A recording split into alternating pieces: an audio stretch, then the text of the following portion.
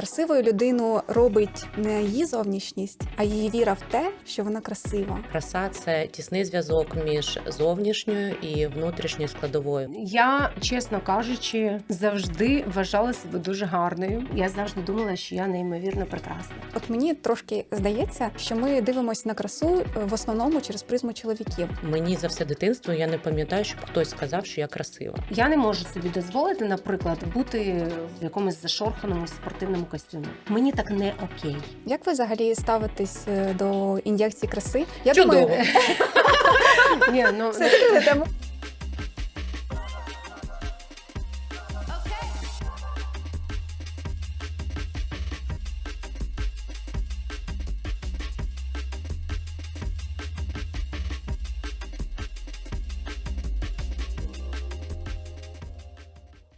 Привіт, любі слухачі і глядачі! З вами подкаст Big Little Sis, а отже, сестри знову в ефірі. Ми три сестри, які виросли під одним дахом, однак у нас абсолютно різні життєві історії, і в цьому унікальність нашого подкасту, тож приєднуйтесь. Ми не є експертами з успішного успіху, але ми обговорюємо важливі теми буденності, і вони будуть важливі і цікаві кожному з вас. У мене для вас дві новини – погана і хороша. Я почну з поганої. Ксенія пропускає сьогоднішній подкаст, ми дуже за нею сумуємо. Так, ми тебе любимо, передаємо привіти. Однак є хороша новина. З нами сьогодні наша подруга, а саме власниця ювелірного бізнесу в Україні «Ексклюсільвер» Катерина. Ми дуже раді, що вона сьогодні приєдналася, тому що ми піднімаємо тему краси. Так, говоримо про красу. Дівчата, я знаю, що краса для кожного з нас є дуже важливою. Я Іванка, і краса для мене завжди була щось ніби як зовнішнє. Я дуже довго жила із думками, що бути красивою – це означає подобатися всім. Однак зараз я вважаю, що краса – це більше про любов до себе. Привіт, я Анна, і для мене краса має дуже важливе значення. Я сприймаю людей по зовнішності, реагую на красивих, гарних людей, але з досвідом якимось останнім часом я розумію, що внутрішня краса може це все обнулити, і для мене дуже важливо внутрішній стан людини і як вона працює над собою. Це от про красу. Катюшка. Я Катерина, маю 13 років успішний бізнес, пов'язаний з красою. Це срібні жіночі ювелірні прикраси. А основна моя думка на рахунок цього, що я з вами погоджуюсь, краса – це тісний зв'язок між зовнішньою і внутрішньою складовою станом людини. Клас. Дівчата, краса. Отже, давайте почнемо копатися в собі і розкажемо нашим любим слухачам і глядачам, що ж для нас краса і взагалі, чи вважаємо ми себе красивими? От, Кать, поділись. Зараз уже так. Але так було не завжди далеко. Це, до речі, я почала себе сприймати і вважати красивою жінкою відносно нещодавно, років 7 назад. Правда? Цікаво. Це, я вважаю, все-таки робота над собою, внутрішній розвиток і зовнішнє вдосконалення. І зараз результат мене вже влаштовує. Клас.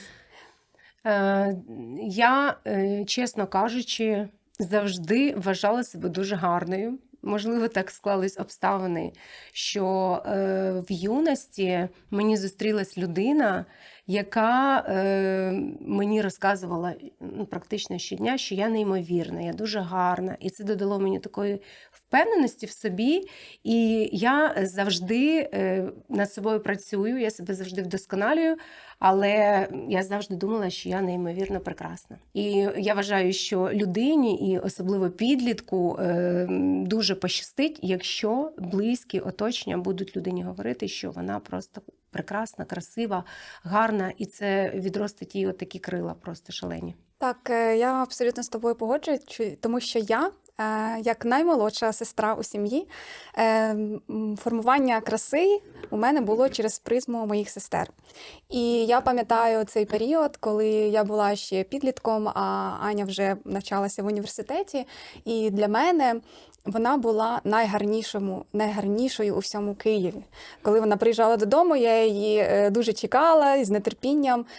І я пам'ятаю ці її дуже яскраві образи. Хочу сказати, що на той момент це були дуже яскраві образи. І зараз би ми більше порівняли цей образ із якимось дуже вульгарним і грубим Крінж. самовираженням. Так, однак тоді у мене не було нікого красивішого на світі, і я завжди намагалась і тягнулася виглядати так, як моя старша сестра. Ось, і так, я признаюсь, що я вважала, що краса це те, що тобі говорять люди навколо. І я розумію, що багато із нас мають своє певне коло оточення, мають свою історію життя. І так було не завжди, що ми зараз вважаємо себе красивими. У нас 100% були історії в нашому житті, коли ми відчували себе невпевненими. Коли ми прийшли до цієї краси? Давайте поговоримо про це, Катя. От мені дуже цікаво. Коли ти отримала цю впевненість і що цьому передувало? Ну, я от вас слухаю, дівчата, і заздрю вам білою завістю на рахунок того, що це дійсно дуже важливо на початку свого життя, в підлітковому віці, коли йде становлення твоєї особистості, сприйняття тебе, зустріти там людину, яка тебе надихне, підтримку батьків, оточення правильне, що дасть тобі оце відчуття, що ти красива. У мене щось з цим не склалося, мабуть, в дитинстві, і тому, мабуть, я так довго пропрацьовувала оце прийняття себе. Хоча я пригадую себе в дитинстві, я була нормальною дівчиною, симпатичною, але мені за все дитинство я не пам'ятаю, щоб хтось сказав, що я красива. Я вирісла в Кривому Розі, такому суровому місті. Це такий бандитський на той час був і район, і тобто і оточення в мене таке було, і батьки, мабуть, час був складний. Я навіть у мами нещодавно запитувала, кажу: ма, ви ж мені не казали, що я красива ніколи, чи це я так пригадую? Вона каже: мабуть, так, не казали. Тобто якось не було такої звички. Подруги також, тобто, в мене були подруги, ми любили один одного, але так, щоб один одного похвалити, такого нема, там сказати, що там ти красива. А от булінг, і як діти от люблять один одного там позадівати, приколи якісь потягнуть, оце було з перебором, особливо від хлопців. Це потім, ми вже всі розуміємо, що хлопці так симпатію свою проявляють, але в тому віці дівчата, взагалі, підлітки близько до серця все сприймають. І я пам'ятаю, в мене була історія в дитинстві, наприклад, це одна із перших, яка такий відбиток суттєвий здійснила. Це мені хлопець сподобався вперше дуже.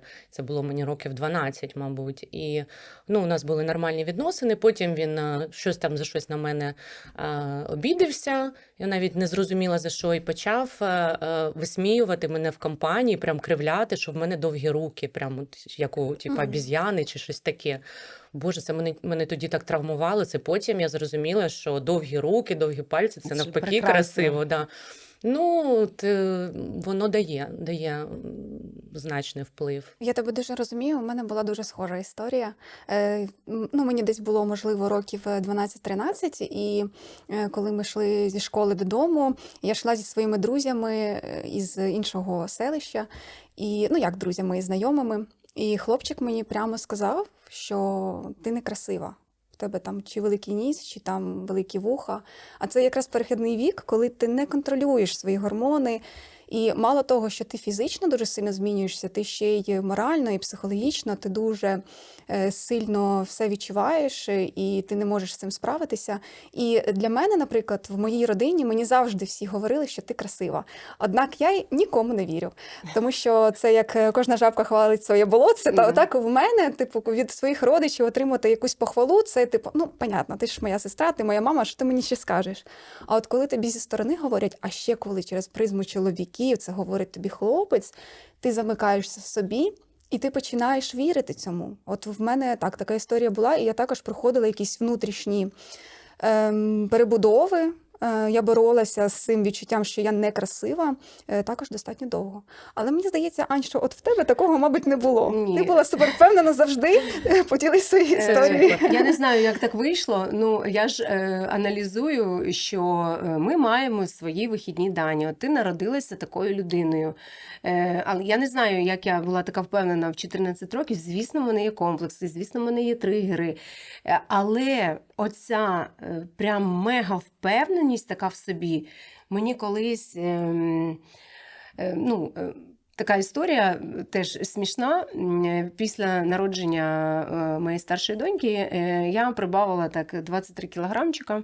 Виглядала я просто жахливо, в мене була депресія, я це все транслювала і внутрішньо, і зовнішньо. І я з дитиною прогулювалася на вулиці, зустрічаю свого однокласника.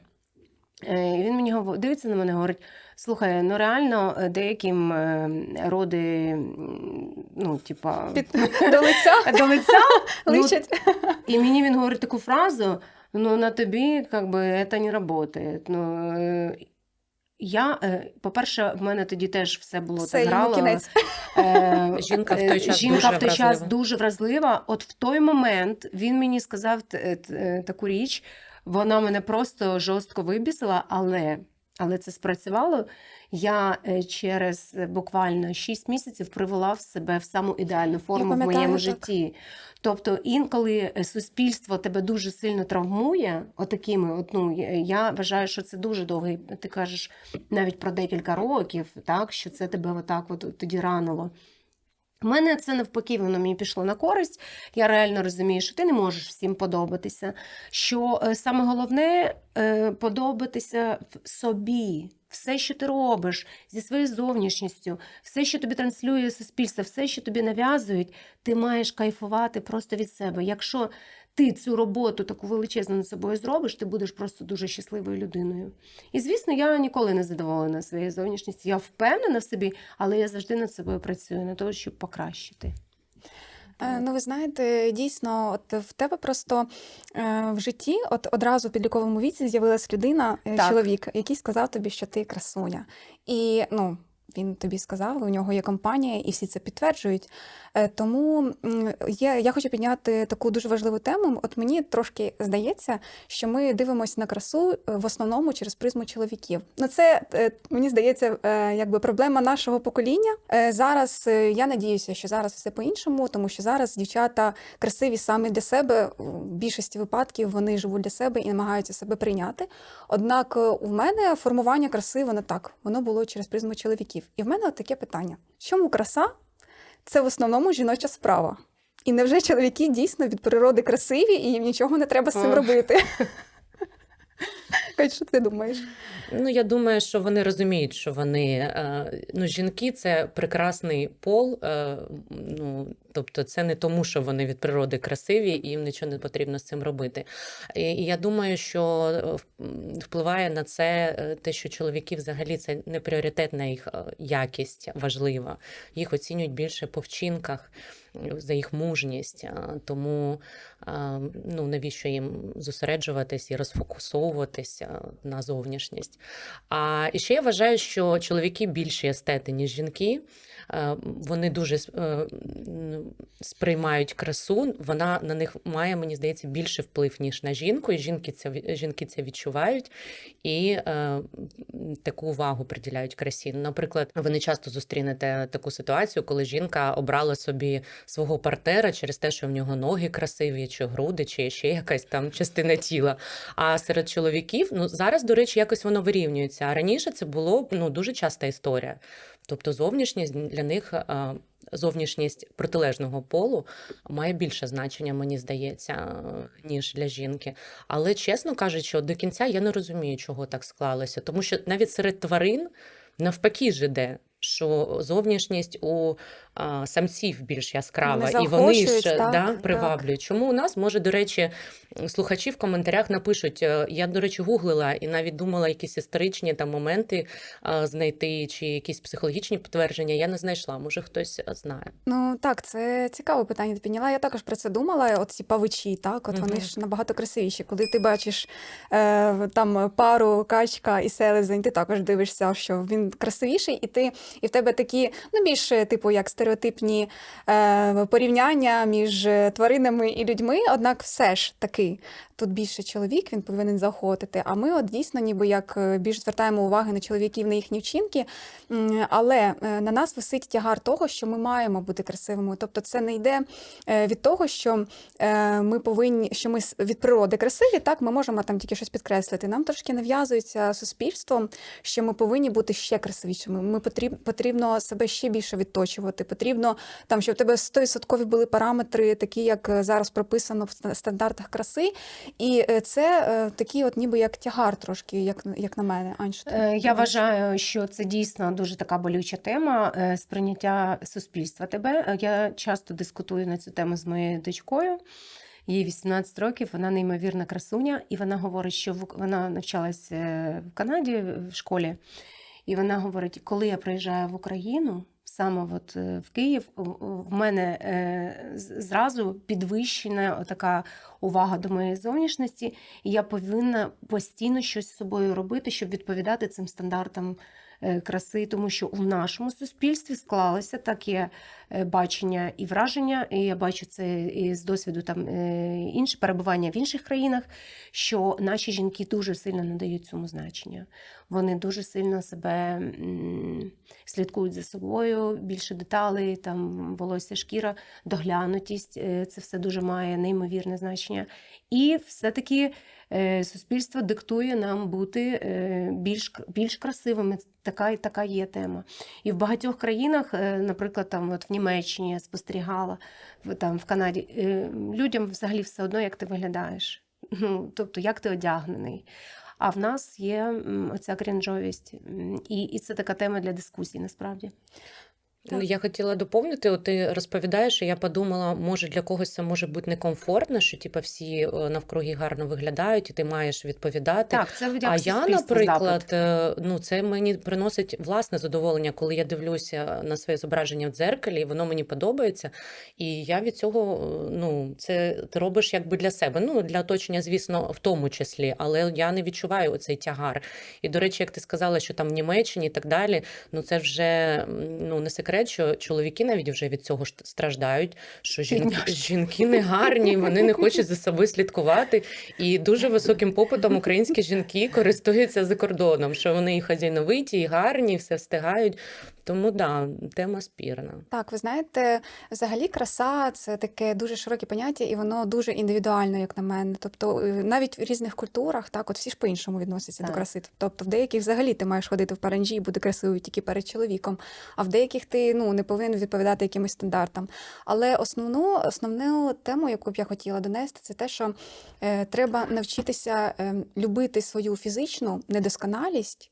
І якщо тебе щось не влаштовує, намагатися якось або скористатися цією недосконалістю, або по можливості зробити все для того, щоб ти відчував себе на 100%. От є такий дуже гарний вислів, що красивою людину робить не її зовнішність, а її віра в те, що вона красива. І коли ти дійсно віриш в те, що ти гарний, це відчувається. Ти якось по-іншому себе поводиш, в тебе є харизма, ти не боїшся висловити свою точку зору. І це вже говорить про щось більше, ніж просто зовнішня краса, а те, як внутрішня краса може грати з твоєю зовнішністю. І тут зараз я хотіла проговорити важливу деталь, що для мене, наприклад, бренди, стиль, одяг – для мене це все дуже-дуже темний ліс. Я дуже не люблю в цьому розбиратися. Я людина, дівчина, яка просто не переварює шопінги. Але єдине, що мені зараз дуже подобається, і я в цьому кайфую, це носіння прикрас. І я дуже рада, що ти сьогодні у нас на подкасті, і ти можеш поділитися своєю історією. Скажи, от чому ти прийшла до цього бізнесу, що тебе спонукало, і взагалі прикраси, невже це питання було все в красі? Насправді це відбулось в моєму житті якось спонтанно. Я ніколи не думала, що я буду займатися прикрасами. Просто на той час, це мені було 28 років, 13 років назад, я була в пошуках своєї власної справи. Я точно знала, що це має бути мій власний бізнес. Я не хотіла бути найманим працівником. На той час я працювала директором в кафе в сімейному бізнесі, і я шукала, чим зайнятися, от що мені відгукується. Я завжди прагнула бути красивою, і прикраси мені завжди подобались просто як для себе. І моя близька подружка на той час працювала в великій компанії імпортерів італійських гарних прикрас, і вона на наші дівич вечори приносила ці прикраси, ми їх просто розбирали, а вони нам так подобались, і оця ідея прийшла отак спонтанно, тобто я бачила, як мені це подобається, я бачила, як це подобається дівчатам, тобто я вже мала якийсь такий соціальний зріз аудиторії, тобто порядок цін я побачила, і так виникла ця думка затестити просто цей бізнес. Я взяла маленький куточок, зняла в сусідньому приміщенні з кафе, робила там свої справи і аналізувала попит. Тобто взяла невелику вітрину таку гарну, зробила вона, що в мене крутилась для привернення уваги. Тут я завжди на обладнання, я вважаю, що це варте того, щоб варте вкладень. І от за 13 років, через те, що це було просто зроблено від душі, і хоч, може, це і не так і добре, що не було якоїсь бізнес-моделі чи досвіду там в крупній компанії поробити, щоб я це спочатку будувала як великий бізнес, простроєний там і так далі. Просто як відчувала, так і робила. І от результат в тому, що за 13 років це 3 магазини у найкрупніших торгівельних центрах Києва, тисячі постійних клієнток, яких я просто обожнюю, великий асортимент прикрас, найкращих моделей на будь-який смак, тобто кожна може прийти, підібрати для себе своє ювелірне кохання. Ось, плюс онлайн напрямок, ми працюємо по всій Україні, за кордоном. Ось, і я дуже рада бути дотичною до цих історій, тобто прикраси, це взагалі про наші клієнтки, це здебільшого жінки, які хочуть прикрашати цей світ, хочуть і знають, як себе порадувати. І я дуже люблю це, що я якби є як цим джерелом цього ресурсу для них і частиною цих історій. В тому числі прикраси це про подарунки, тобто жінки знають свої відчуття, вони хочуть поділитись із ним з близькими. Це також дуже приємно ці зворотні зв'язки постійні отримувати. Тому Так, це дійсно так. Я просто хочу поділитися своїми відчуттями, що прикраса от для мене вона дає якийсь додатковий акцент для настрою. І змінюючи прикраси, але при цьому, наприклад, не сильно шліфуючи свою зовнішність, там не фарбуючи волосся, не наносячи якийсь макіяж, ти можеш підкреслити те, як ти себе сьогодні відчуваєш. І от там я сьогодні хочу там якісь кільця, вони продовжують мою шию, і вони ніби грають зі мною, грають з моїм волоссям. І я дійсно себе по-іншому відчуваю, коли я в прикрасах. Це якесь моє сьогоднішнє там відкриття, так, і я дуже цьому рада. І от мені цікаво, яка ваша улюблена прикраса? Ань, в тебе є така? Я надаю значення дуже велике прикрасам, так, звісно, і мені підфартило в цьому плані, тому що моя подруга власниця бренду ювелірного. Я дуже люблю каблучки на різних пальцях, обожнюю. І, звісно, але я не люблю, скажімо, такого яскравого якогось блиску. Там. Я люблю геометрію і мінімалізм. Тут я за такі прикраси. А твоя яка найулюбленіша? У мене нема однієї найулюбленішої прикраси, в мене їх декілька, я їх змінюю під різний настрій і взагалі з часом. Але загалом прикраси для мене мають велике значення. Я взагалі люблю цей свій стан, коли в мене вкладене волосся, легкий макіяж, я гарно вдягнена в прикрасах, тобто ти відчуваєш себе впевненіше, тобто я краще відчуваю себе і як готова на звершення. І таким чином цей стан впливає впливає на твій настрій, на твої думки, на твої дії і на оточення. Тому дуже важливо це для мене. Це дійсно так. Виходить, що те, що я почула, в основному прикраси купують жінки або чоловіки жінкам. Чому так? Дійсно, чоловіки менше купують прикрас, ніж жінки? Я думаю, що все-таки українські чоловіки в культурі нашій нема такої там попиту носити прикраси. Культури носіння прикраса особливо немає. Чоловіків наших інші пріоритети: радувати жінок і робити Це вчинки. прекрасно. Дійсно, якщо ми порівняємо наших чоловіків там з італійцями, там з турками і так далі, оці фенічки, там браслетики, сережки, там навіть з камінцями вже є культура там носити. У нас і також потрошку у молодого покоління входить у культуру носіння, але здебільшого все-таки це жінки, і 90% нашого асортименту – це жіночі прикраси. Тому так, це в основному це жінки чи чоловіки, які хочуть порадувати своїх жінок. Да, цікаво. Ще я тільки що подумала, ви знаєте, ти сказала, що ти надягаєш прикрасу, ти змінюєш свій настрій, ти завжди в прикрасах. І взагалі, як ви думаєте, чи треба наряжатися кожного ранку, кожен день, одягатися гарно, виглядати гарно, чи це на якісь певні події, так, не треба цього робити кожного дня? І якщо це не обтяжує, то чи варто це робити взагалі? Я вважаю, що це абсолютний невроз, постійно наряжатися, це дійсно, але я це роблю. Тобто, розкажи історію про гриби. В мене є історія, яку мені мої подруги пригадують, я думаю, до пенсії вони точно будуть мені пригадувати, коли я пішла в ліс по гриби на платформі 14 сантиметрів, на таких каблах. Знаєте, раніше були вони дуже модні. Я взагалі не розумію, навіщо я хотіла бути красивою в лісі, для кого, як шукати ті гриби на такій платформі. А, до речі, вони побачили, що я на цих каблах десь через півгодини, коли ми там перебували, вони не зразу. І, звісно, вони мені це пригадують, і я не розумію, чому я так прагнула бути просто такою, просто шаленою, неймовірною. Або коли ти, наприклад, виходиш після басейну взимку, ти йдеш там в шкіряних шортах, в ботфордах, все в короткому, да, потім хворієш. Тобто це прагнення постійно якось себе так яскраво проявляти, воно в мене чомусь з віком не щезло, просто воно переросло в інші масштаби. Наприклад, я дуже полюбляю носити вдома класне взуття, там домашнє взуття. Це може бути навіть на каблучку з пушком. Да, я таке навіть роблю. Або я вдома хочу теж бути гарною, але я це роблю для себе. Тобто мені це комфортно себе і в одязі, і в деталях. Я створюю для себе такий як красивий такий світ. І я не можу собі дозволити, наприклад, бути в якомусь зашорханому спортивному костюмі. От я не можу. Мені так не окей.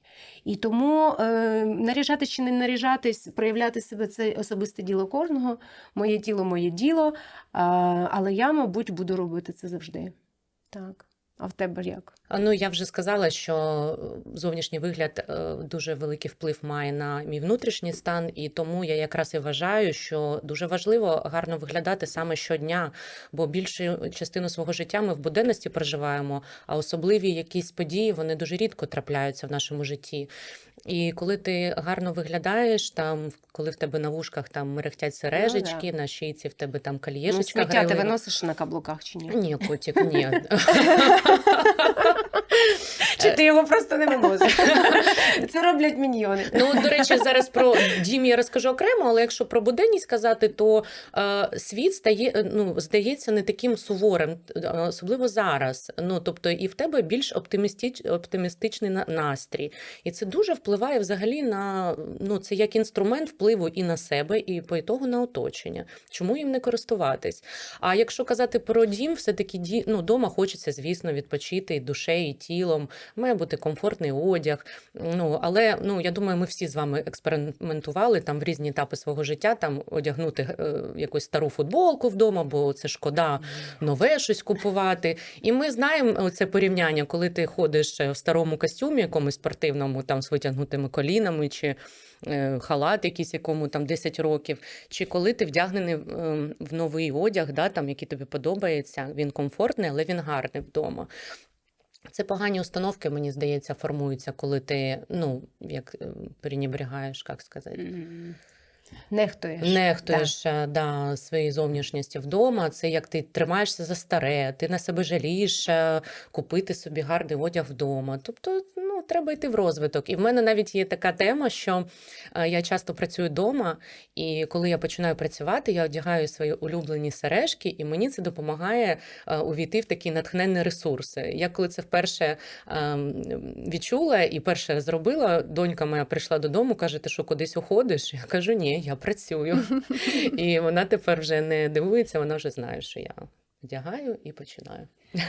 Ви знаєте, я з вами погоджуюсь, але от раніше в мене було таке сприйняття, що типу краса це більше там для зовнішнього, і мені, чому я вдома повинна там наряжатися і все інше, але працюючи вже кілька років віддалено, я розумію, наскільки це важливо, тому що ти внутрішньо себе по-іншому відчуваєш. Ти відчуваєш, що ти живеш, що ти думаєш про якісь прості речі, особливо от зараз в період війни, коли так не вистачає якоїсь зацепочки яскравої, так і коли ти вранці прокидаєшся, ти просто намагаєшся якось трошки нарядитися там на роботу.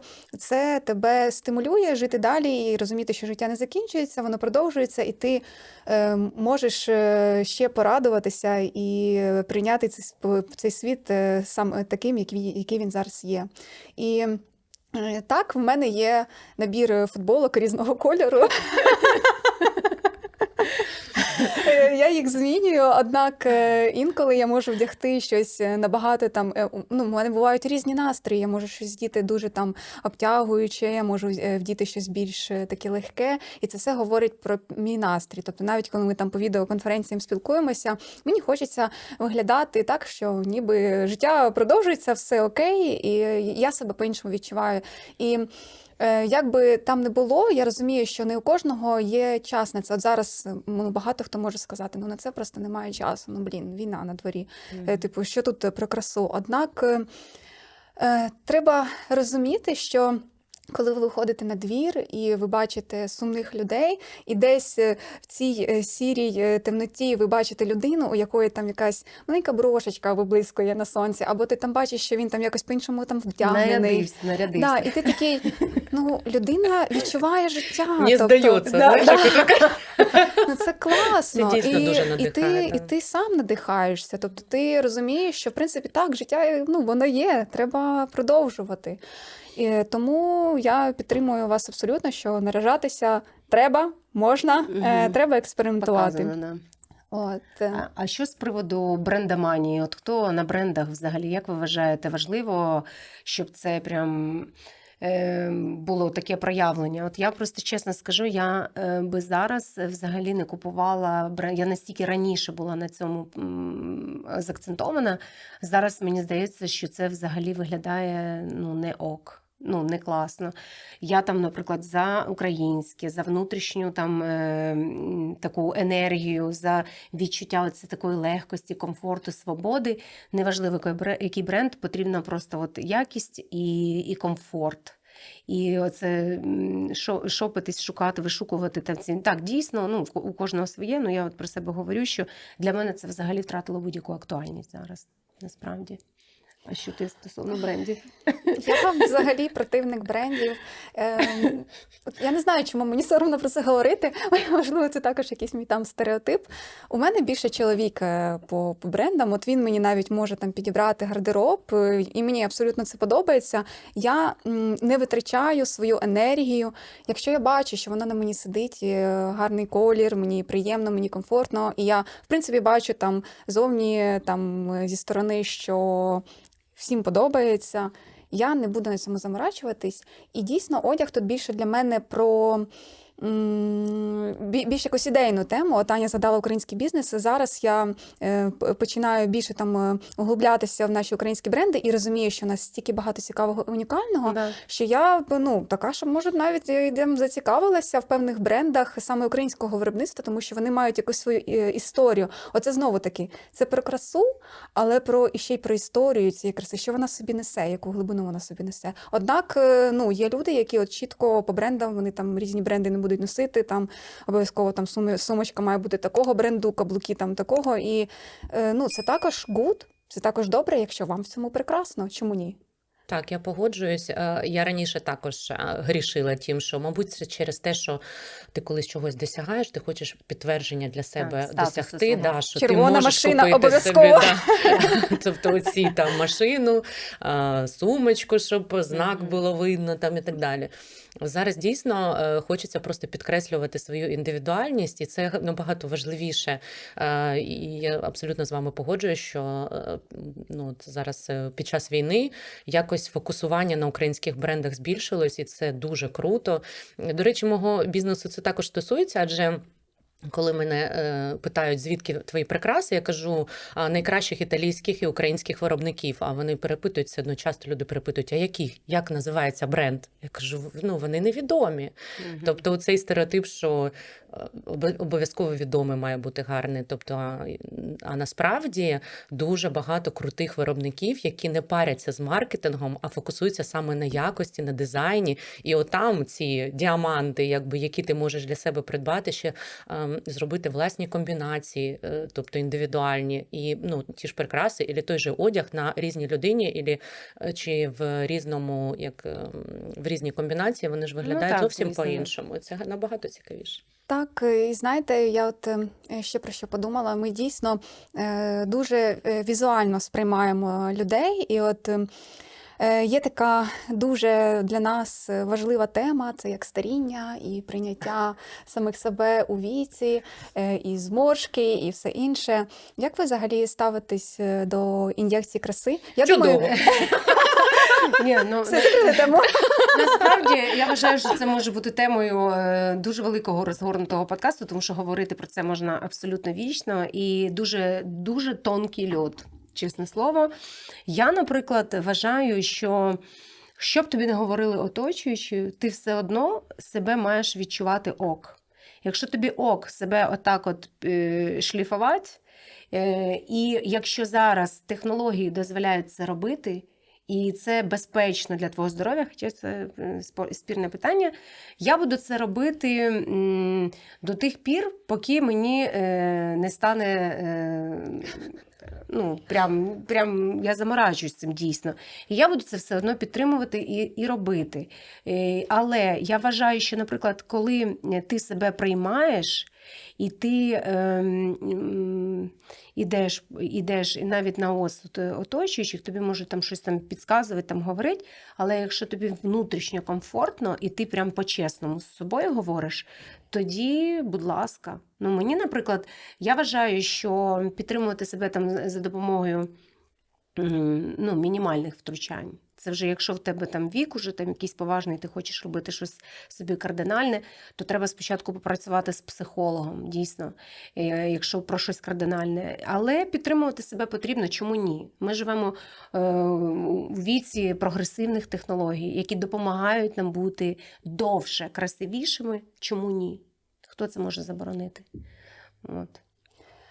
Єдине, що в цьому питанні мене трошки вибішує, це коли моя старша сестра дивиться на мене і говорить, де мені треба підкульнути. Я чуть-чуть підказую, трошки підказую. Ти ще не знаєш, як Ксюша підказує. Просто ти ще дуже молода, розумієш? Тобі ще це не світить, як нам. У нас не дуже велика різниця у віці, тому я просто завжди чую, що чим раніше, тим краще треба починати там колоти і все інше. Я інколи приходжу до чоловіка і говорю, що в мене серйозно, там сильно великі зморшки, і він дуже сильно злиться на моїх сестер і говорить, ти прекрасна, нічого не видумуй. Ти мені подобаєшся зі зморшками, ти будеш виглядати матово, тобто це твоє життя, це прояв там твої зморшки, так, це твоє життя. До моменту, поки це буде подобатися мені самій, я згодна на зморшки.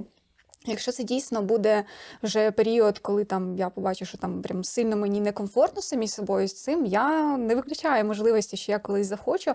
Але я, в принципі, боюсь уколів. І коли, не знаю, дівчата, ви дуже сильні, коли ви просто з тортурами з цими живете, і ви епіляція, депіляція, лазерна, це ж настільки боляче. Потім колоти губи, там, брови, там, лоб. Та капець просто. Слухай, ну ти це при якісь цьому жертви. сидиш в брекетах. Це також дуже боляче, і це також дуже некомфортно. Я також проносила брекети 2 роки. Я знаю, що це таке. І тим не І менш, немає ні бачиш, одної фотки в інтернеті. Ні, я їх удалила. Ну, ти знаєш, брекети – це більше про фізичне здоров'я, тому що це там прикус, все інше. І, до речі, щодо брекетів, дійсно, коли я, наприклад, в школі навчалася, у нас це було зазорно там носити брекети, і всі так якось тебе там сприймали, одразу про тебе там шуткували. Потім вже пізніше це стало так, ти носиш брекети, значить ти супербагатий, тому що в тебе немає тому що в Тебе тебе є здійснює на 8 зуби. тисяч гривень на той час, я пам'ятаю, коли я в школі була, для того, щоб поставити ці брекети, і всі такі почали тебе поважати, так, якщо ти носиш Ну, брекети. це ж курс був 5 тоді, чи скільки, чи 8. Так, Мгм. так, це було дуже дорого. І зараз от брекети для мене, так, це про сприйняття мене, тому що я собі не подобалась, мені не подобалась моя посмішка. Мені завжди чоловік говорить, тебе дуже гарна посмішка, а потім в якийсь момент на фотографіях я там побачила якийсь свій там, щось мені там привиділося. І мені стоматолог говорив, тобто я коли ходила лікувати зуби, він мені говорив, вам треба вирівняти. Я відкладала, і потім в якийсь момент, коли я зрозуміла, що я можу фінансово собі це дозволити, і зараз, в принципі, такий час, що а чому б і не зайнятися цим своїм здоров'ям, я вирішила їх поставити. Так, але це брекети яскраво виражені, металеві, тобто я не скриваю, що я ношу брекети. Деяким дівчатам не естетично металеві брекети, от всі такі, я буду їх носити, але тільки якщо вони там будуть суперпрозорими. Тобто я взагалі по цьому поводу не запарююся. От, але в принципі, от таке питання булінгу це дуже таке важливе питання, про яке треба говорити, і особливо, якщо там нас слухають зараз підлітки, тому що насправді це не здорово критикувати там зовнішність Звісно, людей, і да. цього дуже багато в інтернеті. І ми, на жаль, серед сотні прекрасних коментарів і відповідей там в наших соціальних мережах ми реагуємо більше на негативні відгуки. От скажіть, оце необхідність підкреслити комусь, що з тобою щось не так. От як з цим боротися? Чи було у вас таке? І взагалі про цю токсичність від людей? Я вважаю це зовнішності? повним крінжом, коли оцінюють і роблять якісь зауваження, і щось там своє бачення. Якщо людина така народилась, в неї таке сприйняття краси, таке сприйняття себе, свого тіла, там, своєї зовнішності, це взагалі недопустимі речі говорити, що ти там якийсь не такий. Це з тобою щось не так, якщо ти говориш це людині. Але, звісно, ти внутрішньо маєш свої там якісь вподобання. Я з собою все роблю тільки для того, щоб подобатись собі. Якщо я подобаюсь собі, все решта взагалі ніякого не має значення. Так, звісно, там оточення, чоловіки, там подруги. Окей, але перш за все це внутрішній мій комфорт. І я вважаю це здорово. Це взагалі от про прийняття. І до цього теж, те, що ми обговорювали, дуже складний, тернистий шлях. Отак от себе сприймати. Так, я погоджуюсь, що взагалі зараз я не стикаюсь з моментами, щоб мені щось сказали про зовнішність. У мене зараз таке чудове оточення. Я не знаю, мені здається, я взагалі святими людьми оточена дуже усвідомленими і так далі. І я дійсно вважаю, що кожна людина, і я в тому числі, маю право робити зі своєю зовнішністю все, що мені хочеться. І якщо я щось роблю, я роблю це для себе і так далі. І так само кожен може виглядати і як він хоче. І це дійсно треба сприймати, ставитись один до одного з повагою. І я хочу, може, нас підлітки дивляться, підтримати такими словами, що, наприклад, от я дружу зараз зі своїм кумом, з яким ми виросли, і у нас була компанія, де оцей гумор, він був присутній. Ми навіть нещодавно про це говорили, бо у мене донька, в нього донька, і тепер, коли у нас є маленькі дітки, які для нас принцески, і нам так не хочеться, щоб їх хтось травмував, ми розуміємо, як це тоді було.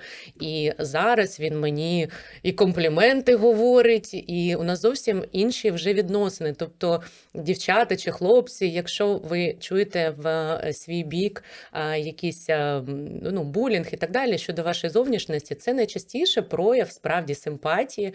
І люди ще в цьому віці не вміють шуткувати. І ви потім здивуєтесь, коли ви виростете, і ці ж самі люди будуть робити вам компліменти. Тому зараз головне зрощуйте в собі цю впевненість і слухайте себе, людей, які вас люблять.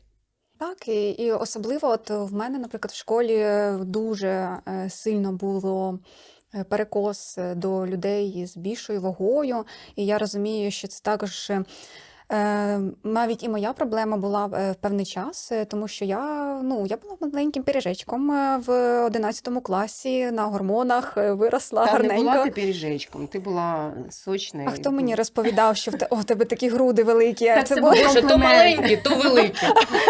Завжди щось не подобається, щось не так. Так, але хочу сказати, що от постійна боротьба з вагою це такі, як боротьба всього життя, я думаю, багатьох людей. І це, можливо, це більше про пропрацювання якихось своїх внутрішніх проблем. І обов'язково, якщо у когось є така проблема, намагайтесь зрозуміти, чому у вас з цим проблема і як можна з нею поборотися. І не зважайте на цих дурних людей, які вам про це постійно говорять, тому що у кожного своя історія життя, і дійсно там і комусь важко з цим справлятися. А взагалі у вас були колись проблеми з зайвою вагою? У мене постійно з цим проблеми.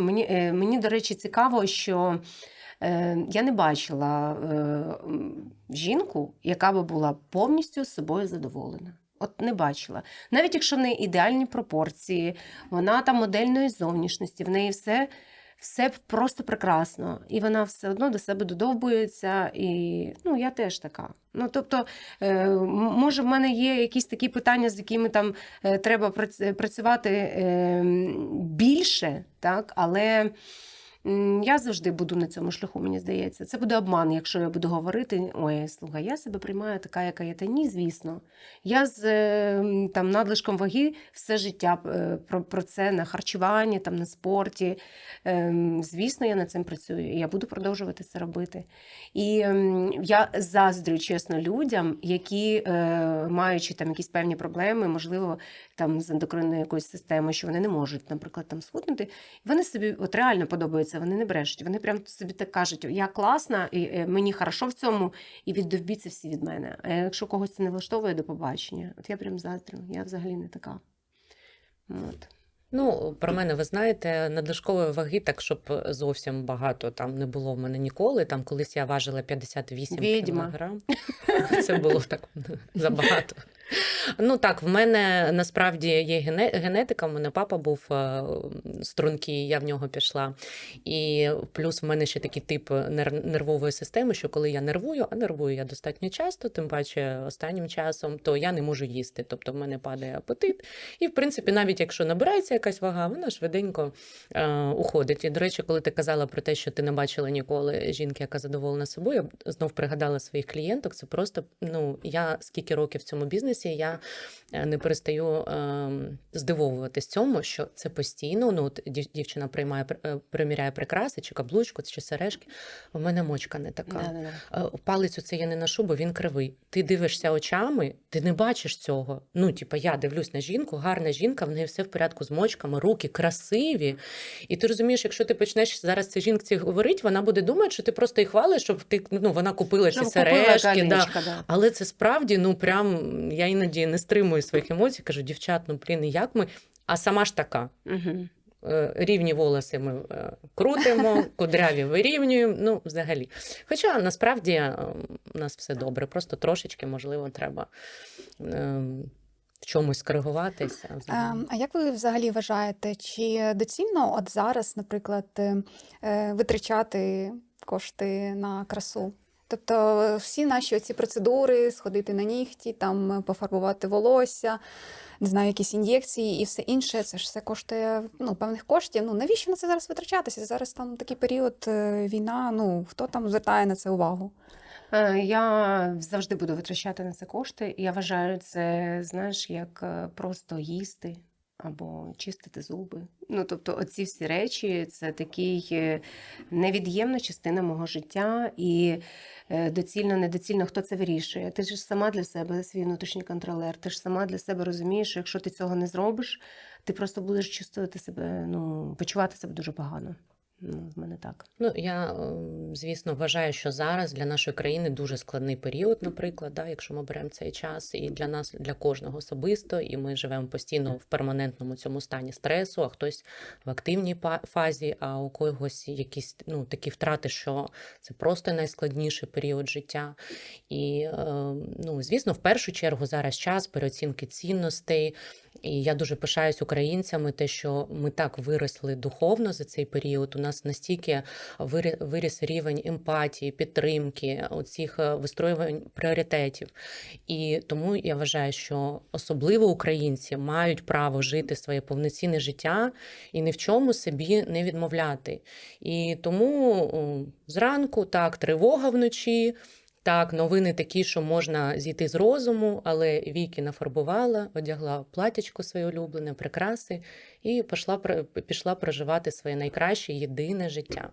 Я вважаю, що так треба. І, до речі, хочу з вами поділитися ще з такою історією. На початку повномасштабного вторгнення, ну, ви всі пам'ятаєте, ми всі пам'ятаємо, в якому стані всі були. Я тоді залишилась в Києві на той час і виходила в сторіс, намагалась приймати участь у процесах, де могла, там по обороні Києву, по вивозу людей і так далі. І мені в директі писали, як ти можеш бути з укладеним волоссям і з макіяжем. А я розумію, тут дома горять, а ти бігуді крутиш. А я розуміла, що якщо я ще буду в зеркалі на себе дивитися, що я, ну, не така, як зазвичай, в мене мозок взагалі перестає працювати, і тобто це як допоміжний засіб такий, ну, що треба зібратись і, да, якось виходити з цієї ситуації. І потім, до речі, я великий зворотній зв'язок отримувала від дівчат, від клієнток, від однокласниць, від знайомих, від яких я навіть не очікувала, що мої сторіс, мій зовнішній вигляд і трансляція та мої думки в той час їх надихала піти, ну, привести себе до ладу, а з часом і повернутися в Київ. Для мене це тоді було так неочікувано і приємно. Ну, для мене це початок повномасштабки, він був абсолютно протилежним, тому що я, скажу чесно, я дуже поникла, і я подивилась на себе в дзеркало, і така думаю, кому це зараз треба? Ну, тобто я подивилась на своє відросше волосся, на свої там заплакані очі, і така думаю, ну, навіщо? І я так приземлилась, заземлилась, я видихнула. І потім поступово, крок за кроком, я почала просто якось психологічно спочатку себе підтримувати, а потім така, а все-таки, якщо зовнішнє, я трошки десь щось зроблю, воно ж вплине. Це ніби, знаєте, прикидуйся, доки не вийде. Коли ти починаєш посміхатися в зеркало, але тобі зовсім не смішно, а рано чи пізно ти все-таки побачиш дійсно себе усміхнену у цьому зеркалі. І я вважаю, що все-таки зовнішнє, воно дуже відображає. Воно як із внутрішня сторона показує, наскільки ти гарний зовнішньо, так і твоє оце зовнішнє, воно може повпливати на твій внутрішній стан. Ну так, дійсно. Ну, я ще вважаю, що, бачите, ми так багато говоримо про красу і так різно багатих там тем завертаємо, так, я б так сказала. Ще все-таки, як би я, наприклад, не оцінювала людину по зовнішності, внутрішній її стан і її внутрішня краса, вона перекреслює інколи якісь там зовнішні недоліки.